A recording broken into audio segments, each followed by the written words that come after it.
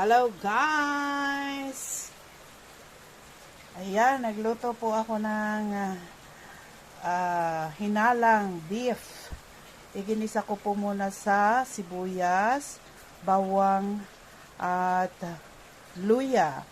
Tapos nilagay ko po yung karne. Gisa ko muna po yung karne until na mag-brown. Then nag-add po ako ng little salt, a little patis, and a little paminta.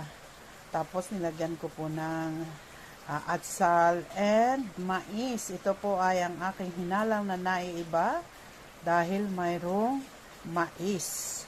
Mamaya ko po ito titimplahan ng sili with dahon ng sibuyas. So guys, tikman nyo ang aking niluto. Paano ba matitikman? Kung paano matitikman, subukan nyo rin pong magluto.